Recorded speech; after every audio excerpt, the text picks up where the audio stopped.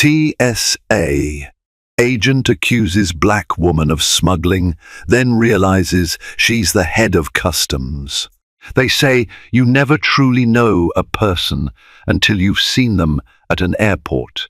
The frantic pace, the tension in every queue, and the simmering tempers waiting to boil over a perfect storm for drama. In today's story, a routine day at Hartsfield-Jackson Atlanta International Airport spirals into a shocking confrontation that threatens to destroy a promising TSA agent's career. But beneath the chaos, a powerful twist is waiting to emerge. Little does anyone suspect that the quiet, dignified black woman singled out for inspection is no ordinary traveler. She's the head of U.S. Customs and Border Protection, and she has her own plans for justice. On an unusually mild morning in mid-June, the sun rose over Hartsfield-Jackson Atlanta International Airport, casting a golden glow on the tarmac as the day's first arrivals touched down. There was already a buzz of anticipation in the air. Families with children were scrambling to make the earliest flights.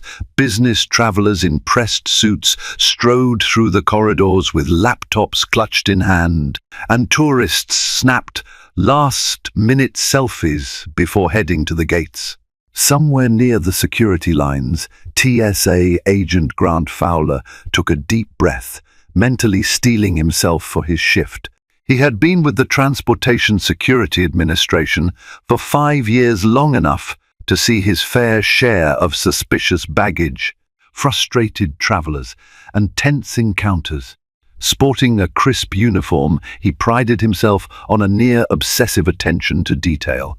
He always believed that if he dug deeper, probed more thoroughly, and trusted his instincts, he would make the airport safer.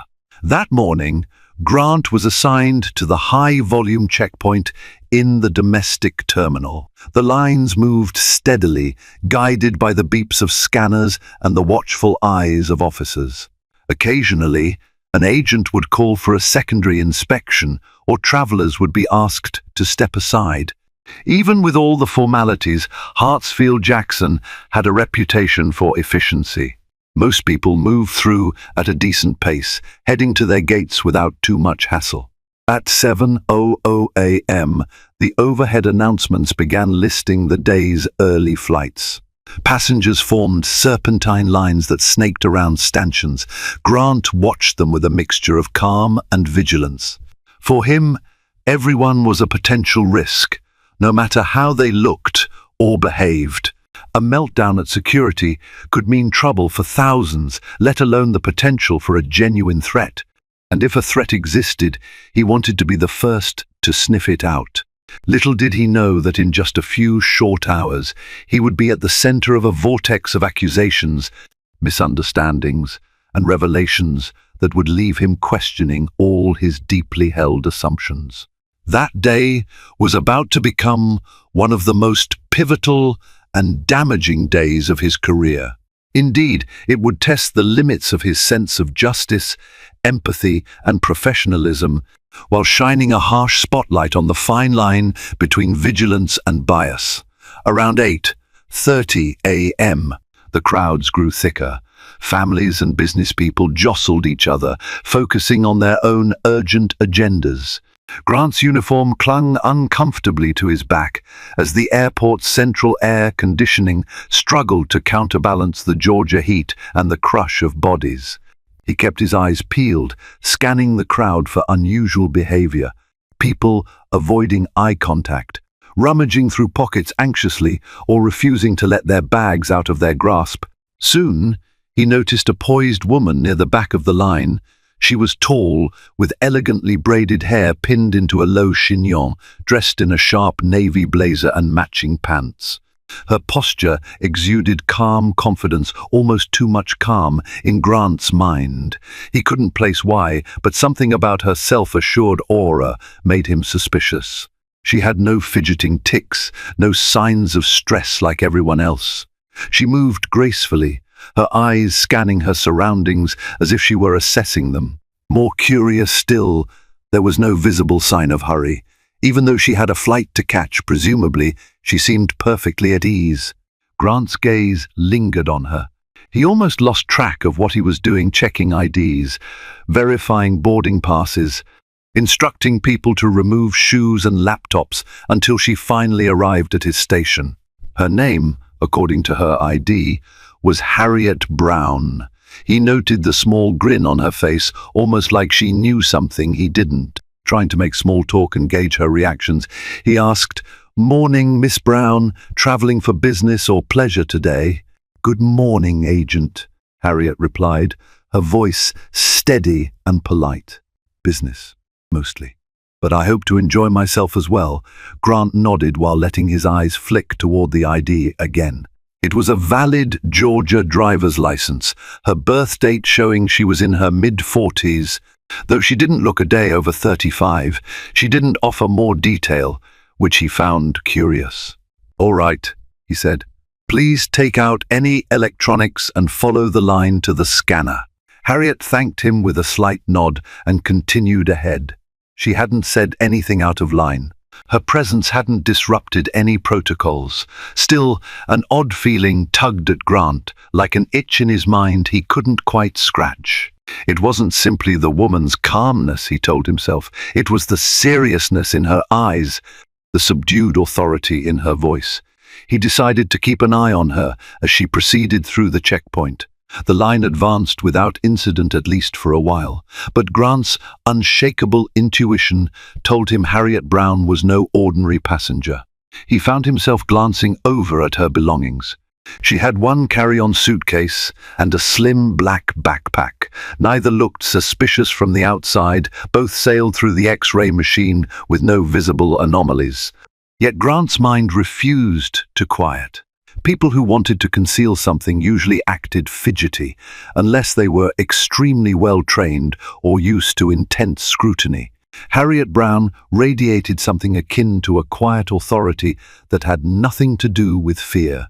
As Harriet picked up her belongings from the conveyor belt, Grant felt a surge of adrenaline that whispered, "Don't let her slip away."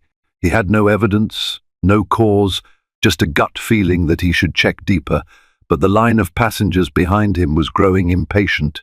He hesitated, telling himself that if Harriet Brown truly warranted further inspection, the X-ray would have flagged something. Realistically, he had no reason to stop her. But that wouldn't be the end of it. Not by a long shot. Grant had a brief respite from the Harriet Brown situation as he navigated a small emergency with another traveler. A man in a wrinkled polo had forgotten to remove a large water bottle from his backpack, causing the X-ray machine to beep aggressively. The beloved passenger rolled his eyes when asked to remove it. By the time Grant resolved the issue, Harriet was already heading toward her gate. At least that's what he assumed. 15 minutes later, Grant spotted Harriet again, this time near a bustling coffee kiosk, calmly sipping a latte. He had stepped away from his station for a short break, partially to appease his throbbing tension headache and partially out of curiosity. Why was Harriet still in the terminal if her flight was soon? Her gate should have been in a different concourse entirely, but she seemed to be loitering. He watched as she scrolled through something on her phone, her face maintaining that same calm he had seen earlier. When Grant stepped closer, he caught a glimpse of what looked like security footage on her screen. Immediately, his heart rate spiked. Why would a random passenger have security footage on her phone? Was she surveilling the airport? The thought alarmed him. Harriet noticed him from the corner of her eye and locked her phone. She offered a polite smile, as if nothing out of the ordinary was happening. Her phone was now face down on the small coffee table. Grant's mind raced with scenarios. Maybe she was a corporate security consultant or a local government official. Maybe she was a terrorist operative. The last possibility sent chills down his spine. Should he confront her now, off duty for the moment, or report her to a superior? He didn't want to appear paranoid. TSA management had warned agents numerous times about discriminatory profiling. Still, the unusual nature of Harriet's phone activity made him uneasy. Before he could decide what to do, Harriet finished her coffee, placed the empty cup neatly on the table, and walked away, disappearing into the bustling crowd. Grant couldn't let go of his growing suspicion. On one hand, nothing Harriet had done was explicitly incriminating. On the other hand, every part of his gut told him she was more than she seemed. The notion was almost an obsession. As he returned to his post, he resolved that if he saw Harriet Brown in the terminal again, he would request a secondary screening, or at least an official inquiry. He would not let her vanish from the airport without ensuring she wasn't carrying contraband or up to no good. He just needed a solid reason. A little after 10 a.m., Grant's shift led him to another section of the security checkpoint, where he assisted in random screenings. He found himself scanning the crowd with renewed intensity, searching for Harriet's distinct figure. The last thing he wanted was to let a potential threat roam free. He justified his concern by telling himself stories about cunning smugglers who had breezed through security by simply appearing confident and well-dressed. Just as he was about to give up hope of seeing Harriet again, there she was standing near a gate lounge, conversing with a uniformed pilot. The pilot nodded respectfully as they spoke. Harriet seemed comfortable, as if exchanging pleasantries with an old colleague. Then they shook hands, and the pilot hurried off. Harriet turned toward a window and gazed at the runway, her posture tall and relaxed. Grant's heart pounded. It wasn't necessarily suspicious to talk to a pilot, but the ease of their interaction, the pilot's respect, that was unusual. Or was he reading too much into ordinary politeness? He struggled to interpret the scene without bias. All he knew was that Harriet had a commanding presence that seemed out of place among everyday travelers. Unable to quell his curiosity, Grant approached Harriet. He was off to the side, near a row of chairs, before she noticed him. When Harriet did turn around, she gave him that same polite smile and nodded. "Hello again," Harriet said calmly, as if greeting an acquaintance at a corporate function. "Ma'am," Grant began, trying to keep his tone neutral, but failing to hide the tension in his voice. "I couldn't help but notice you're still here, a couple hours after going through security. Is everything all right with your flight?" Harriet tilted her head slightly, showing neither annoyance nor surprise. "Yes, Agent. My flight was delayed, and I've been catching up on some work. Is there something you'd like to ask me directly?"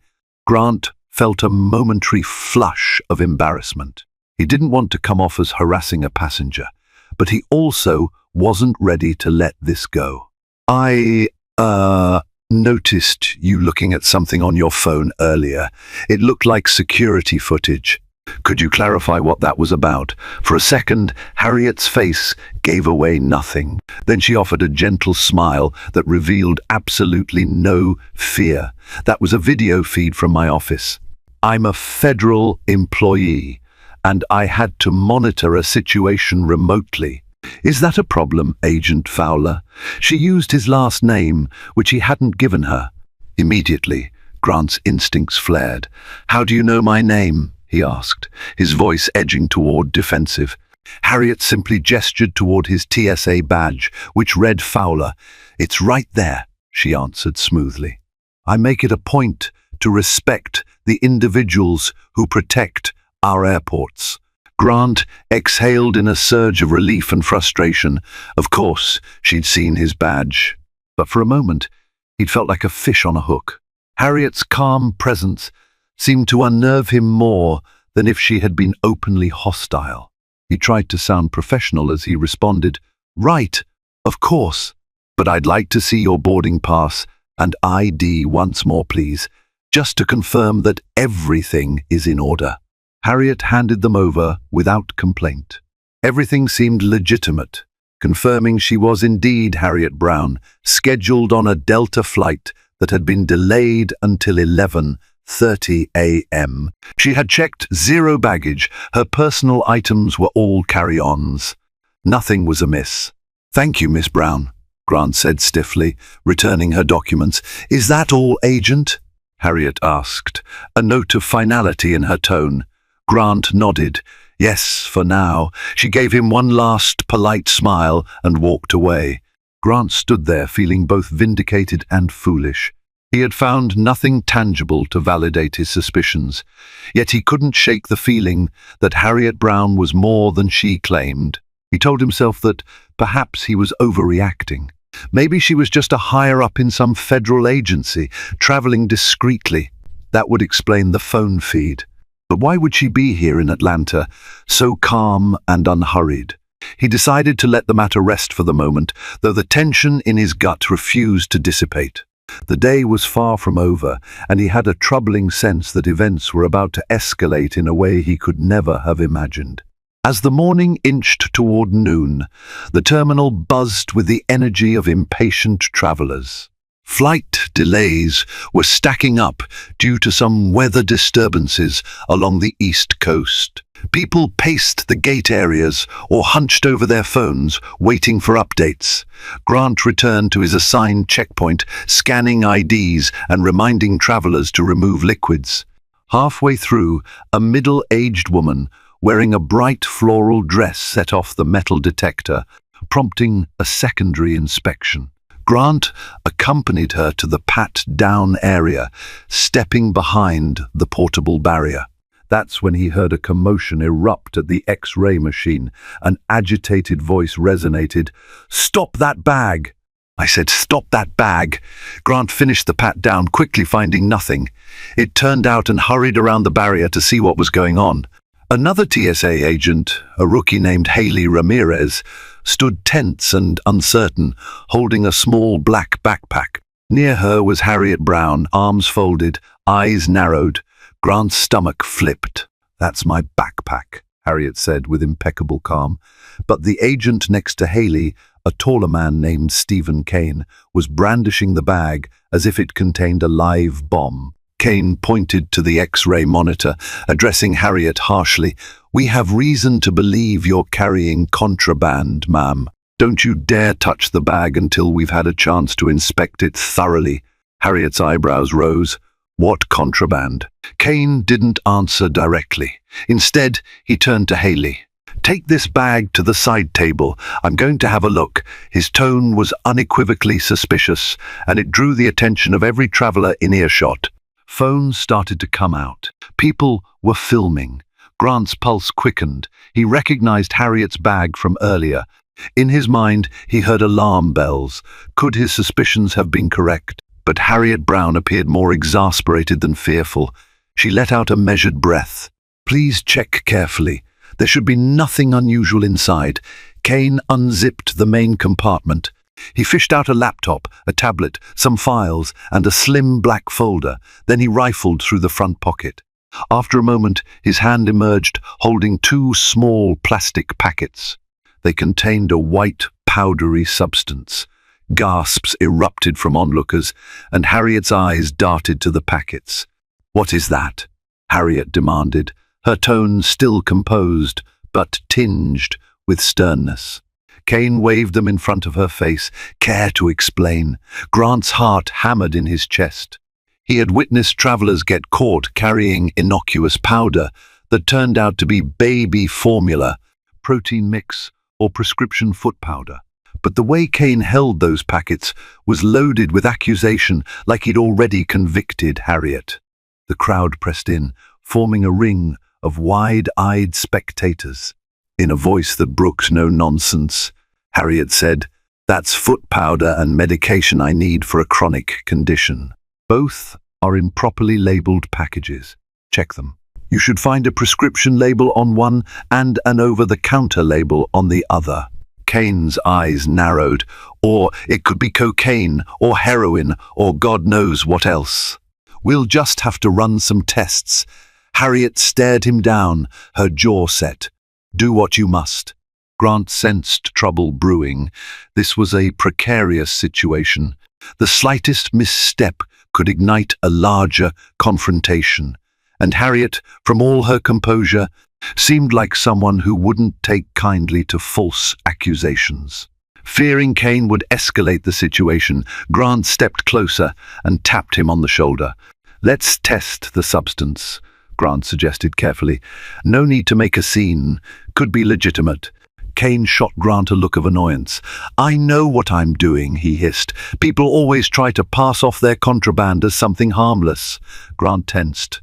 Kane was a senior agent, but his approach was far from professional right now. Harriet, on the other hand, remained outwardly calm, though a slight tension in her posture betrayed her anger. She said nothing, letting the procedure play out. Haley brought over a narcotics test kit. Kane carefully extracted a trace of the powder and placed it into the reagent compartment. Everyone watched as the chemical process took place. Several excruciating moments passed while Kane shook the tester tube. Eventually, the solution remained clear, showing no color change that would indicate illegal drugs. Kane frowned. Let's test the other packet. He repeated the process with the same result, clear, no trace of illicit substances. A wave of relief, mingled with embarrassment, swept through the gathering of TSA agents. The onlookers whispered among themselves, phones still rolling. Harriet's expression hardened. Are you satisfied now? She asked Kane, a note of authority edging into her voice. Kane hesitated, clearly unwilling to stand down so easily. He eyed Harriet with a look that implied he suspected she'd just outsmarted the test. I still think it's suspicious that you carry these substances in your bag without making it known. Harriet's voice grew cooler.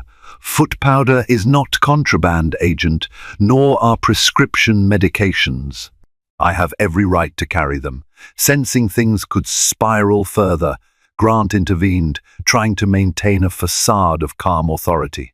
Miss Brown, please accept our apologies. Sometimes these screenings reveal questionable items, and we have to ensure passenger safety. If you'll be patient a moment longer, we'll finalize our checks. He turned to Kane and asked, Is there anything else in the bag? Kane shook his head grimly, as if disappointed he hadn't found a bigger catch. Grant nodded, then looked to Harriet. You're free to collect your belongings, ma'am. Harriet picked up the bag and reassembled her items. She paused, letting her gaze sweep over the ring of TSA agents and curious travelers.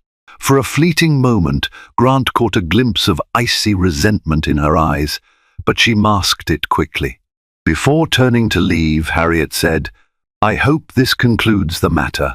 With that, she walked away, leaving Kane glowering, Haley gawking, and Grant feeling a hollow sense of guilt.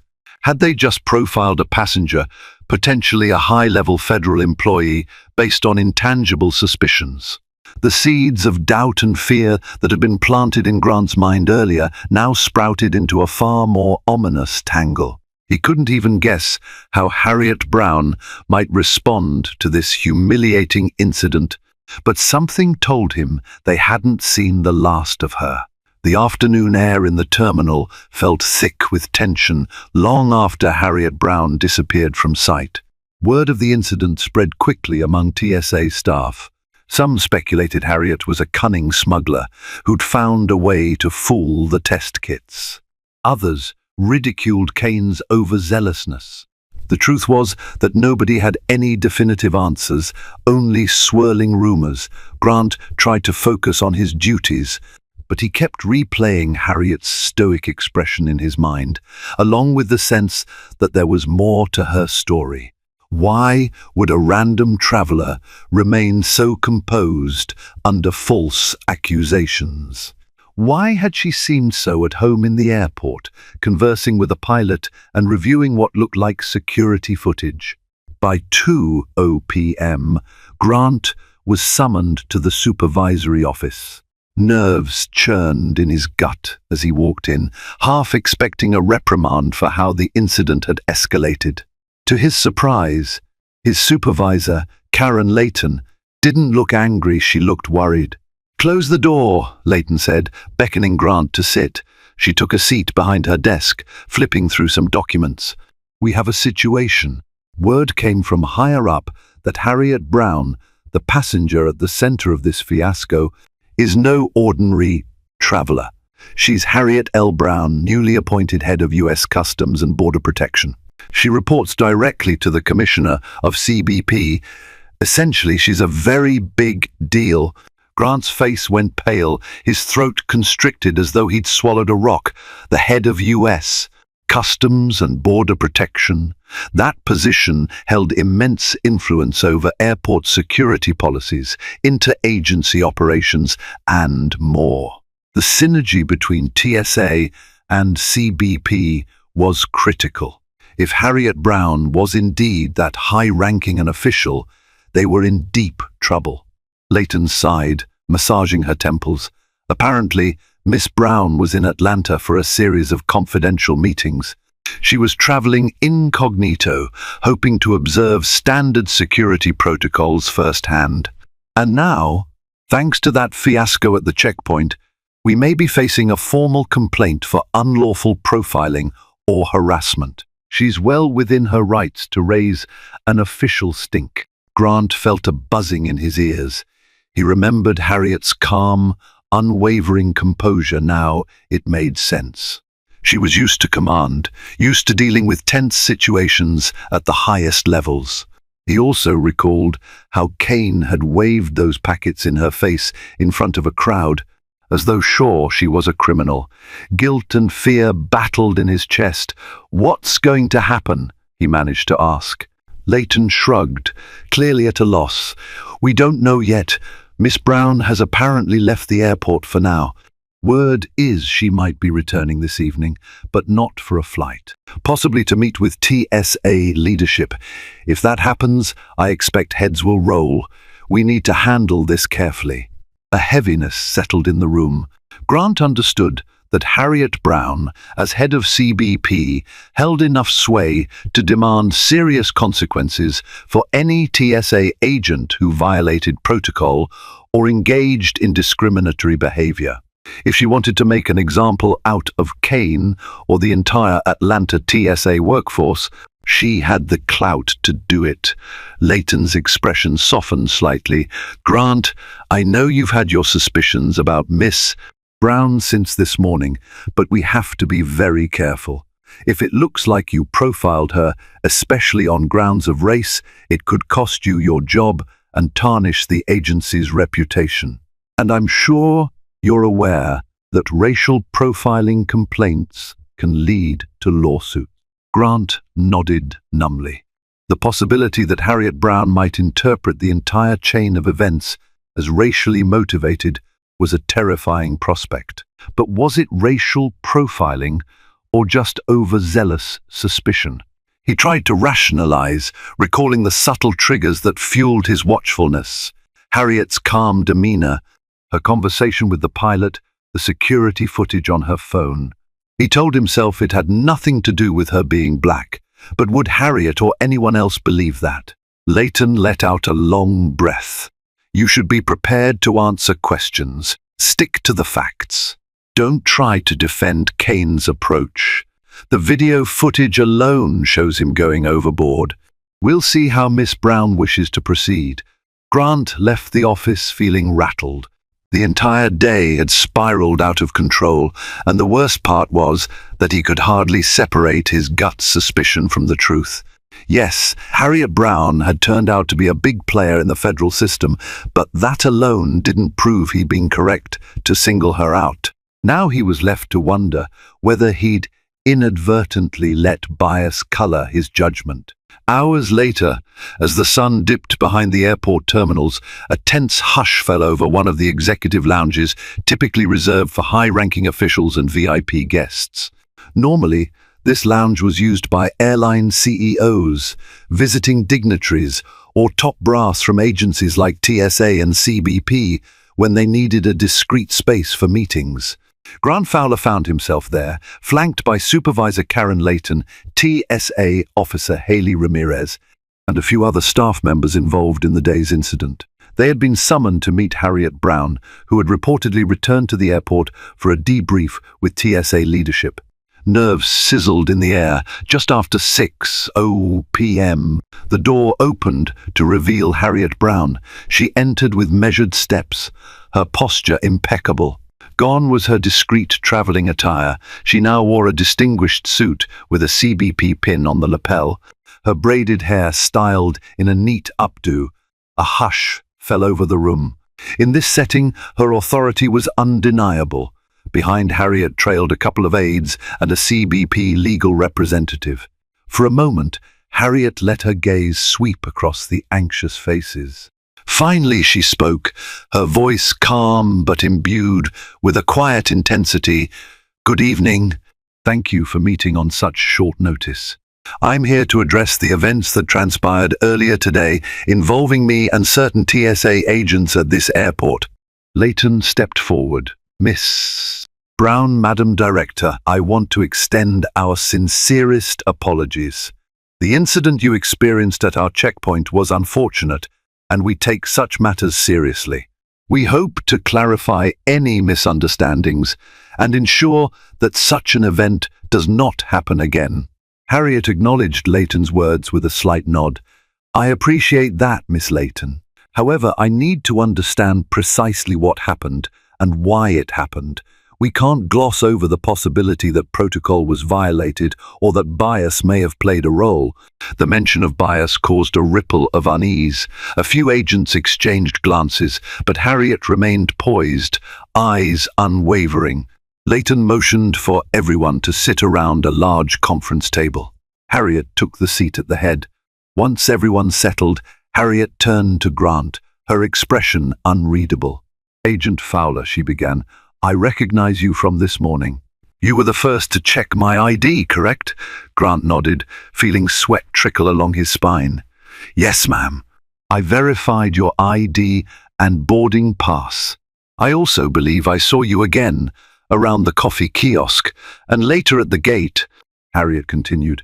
"You seemed concerned about my presence in the terminal. Could you share with us why you found me suspicious?" It felt like an interrogation, but Harriet's tone wasn't accusatory, it was probing. Grant swallowed hard. Well, it was a combination of factors. I saw you looking at what appeared to be security footage on your phone, and I noticed you conversing with a pilot in a manner that suggested a prior acquaintance.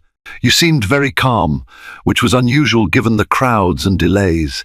I didn't know who you were at the time, so I was just trying to be vigilant." Harriet listened without interruption.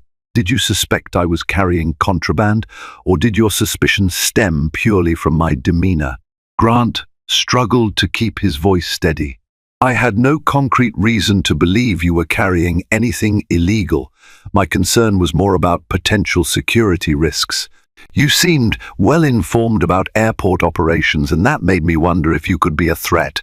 A subtle flicker of disappointment crossed Harriet's face. "I see. And was my race a factor in your suspicion?" Grant felt a chill. He'd dreaded this question all day. "No, ma'am. At least, not consciously. I never intended to single you out based on race." Harriet studied him carefully, as though measuring the sincerity of his words.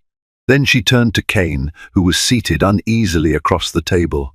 "Agent Kane, could you explain your actions when you found the powder packets in my backpack?" Kane's cheeks reddened, and he cleared his throat.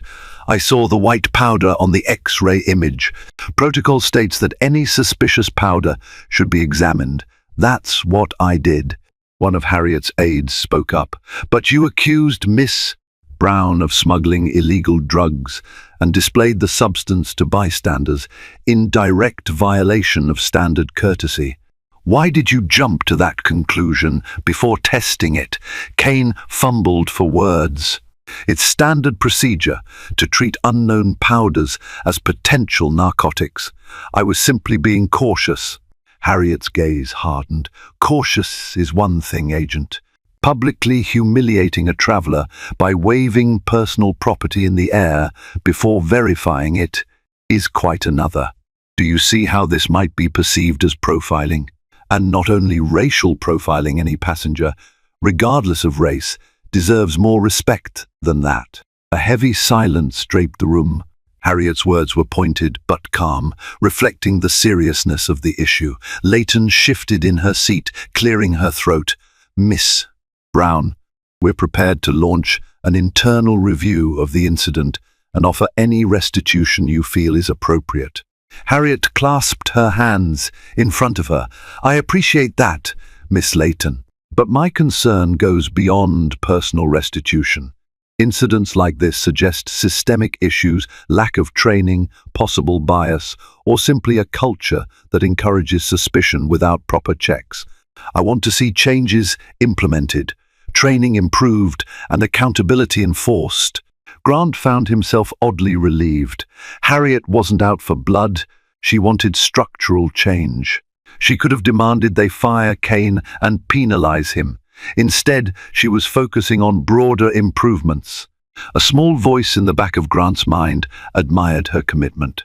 At the same time, Harriet had not yet said she wouldn't press charges or file a formal complaint. Her next words clarified that, I'm not looking to ruin careers today, Harriet said evenly, but I do expect a thorough internal review.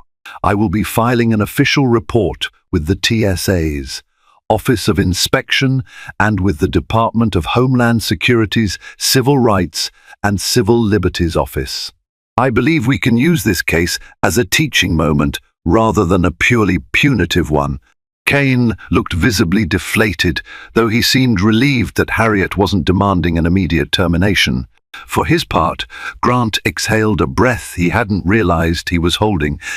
Maybe this wouldn't destroy his life, after all. After the meeting, Harriet and her entourage left to speak privately with higher TSA leadership, leaving the agents in a state of subdued shock. Grant hovered by the coffee machine outside the lounge, processing the discussion. His heart still pounded from the intensity of being directly questioned by the head of CBP. Haley Ramirez approached him, her expression guarded. You okay? She asked softly, pouring herself a cup of stale lounge coffee. Grant shrugged. I don't know. That could have been a lot worse, but it was still intense. Haley glanced around, as if fearful someone might overhear. I feel bad about the whole thing. Kane roped me into helping him search her bag. I should have insisted on testing it immediately, instead of letting him brandish it in front of everyone. Grant sighed. Don't beat yourself up. We all could have handled it better. It's a mess, but at least it seems Miss Brown wants to address it systemically, not just punish everyone involved. Haley nodded, looking somewhat reassured. Then she lowered her voice. I overheard she's giving a press statement tomorrow, but it's more about general airport security improvements. I think the agency wants to keep the specifics about this incident under wraps. Grant stared at the floor. That meant the story might not blow up in the national news, another small relief. But the possibility of a formal internal review still weighed heavily on him. He'd be asked to detail every moment of his interactions with Harriet Brown, from the first time he spotted her until the final confrontation. And any whiff of racial bias could have serious consequences, not just for him, but for the entire Atlanta TSA. Feeling the exhaustion of the day, he decided to go home. He clocked out and left the airport in a daze, weaving through the departing passengers. But as soon as he stepped into the warm Atlanta evening, he realized the day's events had left a deeper scar than he cared to admit. Meanwhile, Harriet Brown sat in a discreetly arranged CBP vehicle, heading to a hotel near the airport. She stared at the skyline receding behind them. Her phone buzzed with messages from colleagues and superiors, but for a moment she ignored them. She closed her eyes, letting the day's tension settle. The entire situation had been frustrating. Harriet had hoped her incognito trip through the airport would allow her to see how TSA agents treated ordinary travelers. She wanted to identify genuine logistical issues, test the efficacy of the scanning equipment, and observe passenger flow. She never anticipated being singled out and publicly shamed. The experience rattled her more than she cared to admit, but Harriet was no stranger to confrontation or adversity. As a black woman who rose to a high-ranking federal position, she'd faced countless obstacles and overcame them. This incident was yet another reminder that bias could rear its head in the very institutions sworn to protect and serve. Harriet was determined to use her influence to drive meaningful change. She also couldn't ignore the pang of personal disappointment. It had stung to see how quickly an agent like Kane leapt to the conclusion that she was smuggling drugs. She thought about the countless other innocent travelers, especially people of color who might endure similar humiliations. Her anger flared, but she tamped it down. Reacting with fury wouldn't solve the larger issues. With a heavy sigh, Harriet reached for her phone and responded to urgent texts from CBP's legal counsel. She'd scheduled a press conference to highlight a new collaboration initiative between TSA and CBP, focusing on improved technology and training to reduce false suspicions and speed up screening times. She planned to reference her personal experience in broad terms, emphasizing the need for reform without calling out specific agents by name. Nonetheless, Harriet intended to ensure an investigation took place and that real changes followed. Looking out the window at the twinkling city lights, Harriet felt both exhausted and resolute. She might have been misjudged as a smuggler today, but tomorrow she'd stand at a podium and reaffirm her commitment to fairness, efficiency, and security. One misstep from a few agents wouldn't tear down her belief that the majority of TSA workers aimed to do their job responsibly. Still, she knew it would take more than good intentions to dismantle a system where bias could exist in the shadows. While Harriet rested, Grant spent a sleepless night wrestling with guilt and anxiety. He replayed the chain of events in his head, questioning whether he'd been driven by unconscious bias. The next morning, his alarm blared at 5:00 a.m. He got up, barely functioning on a few hours of restless sleep, and prepared for another day at the airport. When he arrived, he found a subdued atmosphere among the TSA staff. Many had heard about Harriet Brown's presence and the tense meeting. There was a rumor that Miss Brown would be addressing staff via a video conference later in the week. Morale was at an all-time low, as people worried about repercussions. To Grant's surprise, he was called into Leighton's office again, first thing in the morning. Kane was already there, looking furious. Leighton sat behind her desk, expression grim. "We've received some immediate directives from TSA headquarters," Leighton announced. "In response to what happened with Miss Brown, the agency wants to set an example. There will be a suspension for Agent Kane, pending further investigation." Kane jumped up, his voice shaking. "A suspension? Are you kidding me? I was following procedure. This is ridiculous." Leighton spread her hands in a placating gesture. "Whether or not you intended it, your behavior escalated a situation unnecessarily and put the agency in a terrible position. We have statements from multiple witnesses that you treated Miss Brown in a manner inconsistent with standard protocol."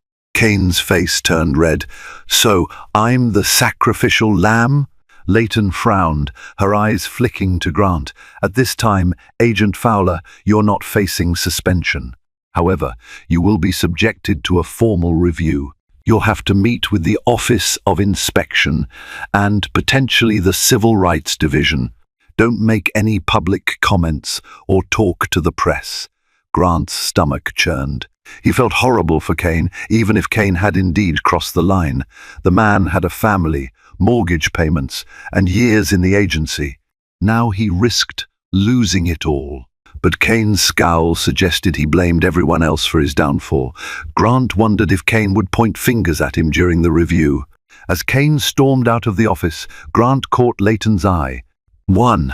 "I never wanted this to happen," he murmured. Leighton sighed. "I know, but the wheels are in motion. Just comply with the review. If you acted without malice, they'll see that." Grant nodded numbly. Karma, it seemed, had landed a heavy blow, especially on Kane. A swirl of conflicting emotions gripped Grant: relief that he wasn't suspended, guilt for Kane's predicament, and dread over the impending review. And above all, the grim knowledge that Harriet Brown, through her position, was making sure accountability was enforced. Over the next few days, Harriet Brown's press conference took place at a government building near the airport, drawing moderate media attention. She addressed the need for improved cooperation between TSA and CBP, mentioning how travelers sometimes felt intimidated or humiliated during security checks. She cited her own recent experience, though not in detail, as a catalyst for re-evaluating certain protocols. Back at the airport, the TSA staff found themselves under new scrutiny. Journalists lingered in the halls, hoping to interview passengers about their treatment. Tensions ran high. Some agents resented Harriet Brown for overreacting, while others believed she'd done the right thing by shining a light on possible profiling. Grant mostly kept his head down, complying with the ongoing internal review. As part of the review, an investigator from the Department of Homeland Security's Office of Civil Rights and Civil Liberties interviewed Grant. The session was nerve-wracking. He recounted his every action, from that first moment he'd noticed Harriet in line to the final confrontation. He was asked point-blank if Harriet's race had influenced his decision-making. He insisted it hadn't, but the investigator's poker face revealed nothing.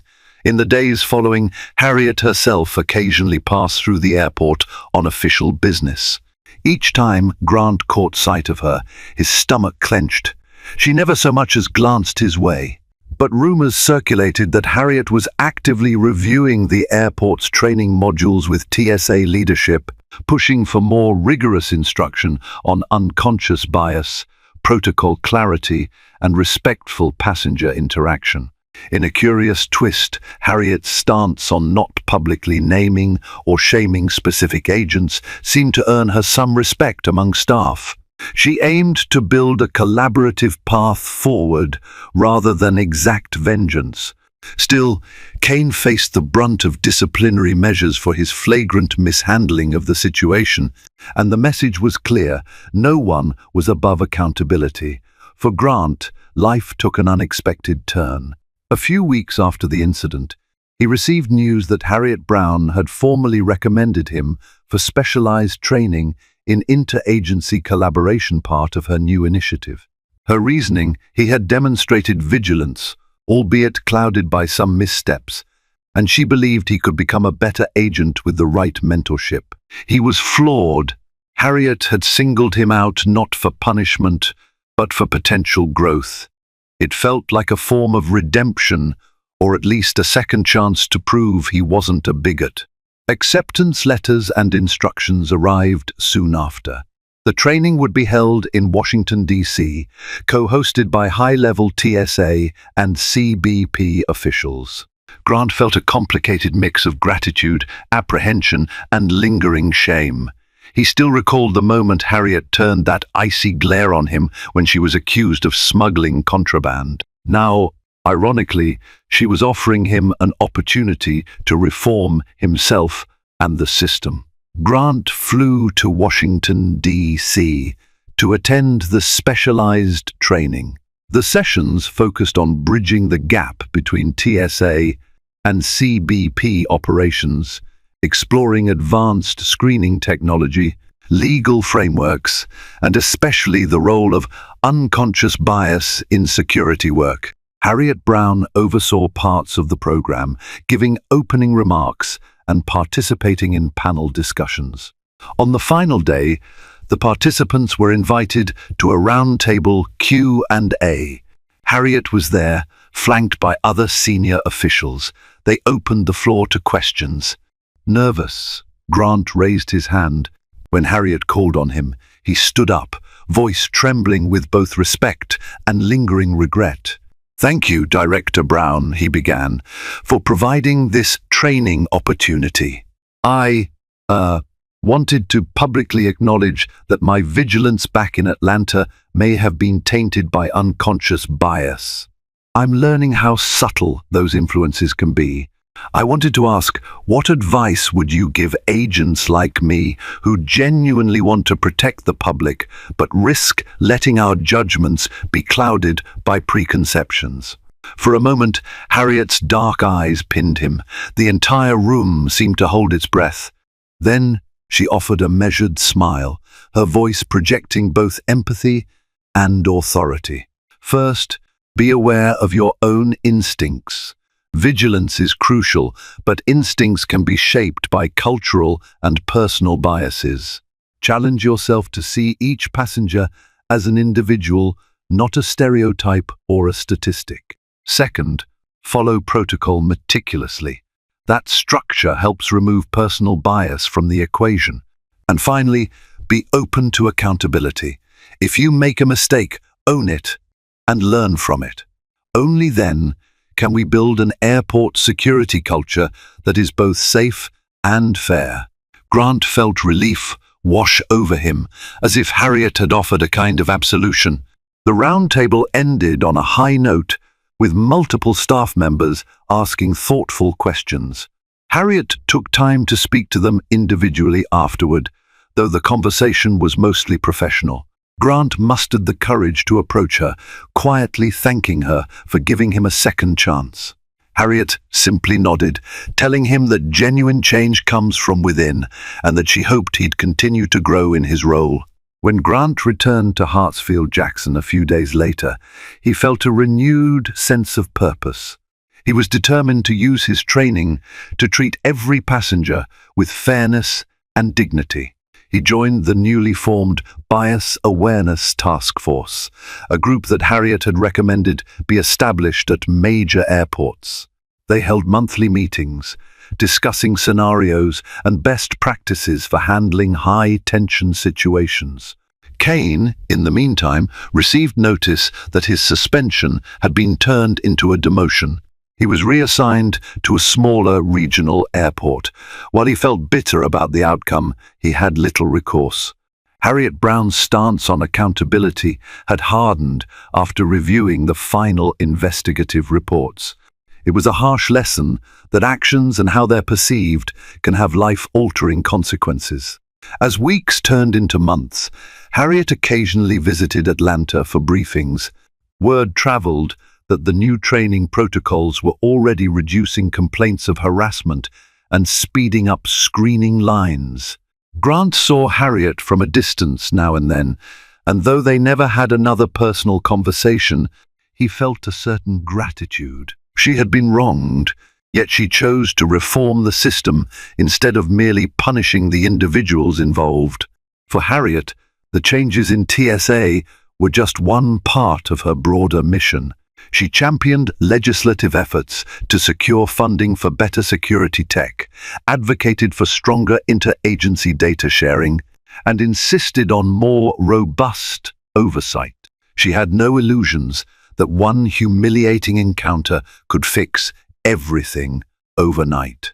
But she believed in incremental progress, each step closer to a future where travelers of all backgrounds could expect dignity and competence from airport security staff. Though Harriet had endured that day's humiliation, in the end, her response shaped a legacy of reform. And for Grant Fowler, the experience was seared into his memory as the day his life changed forever, for the better, ultimately. He learned the fine line between vigilance and prejudice, and that every passenger deserved respect. In Harriet Brown, he had found not an adversary, but a mentor, one whose example of calm strength and principled leadership he would carry with him for the rest of his career. Thank you for joining us on this roller coaster journey of misjudgment, power, and redemption. From the tense moments of suspicion in the bustling security lines to the powerful revelations behind closed doors, we've witnessed how one dramatic encounter sparked long overdue changes within a critical federal agency. Prejudice and suspicion nearly ruined careers, yet ultimately paved the way for personal growth, new policies, and a renewed commitment to fairness in airport security.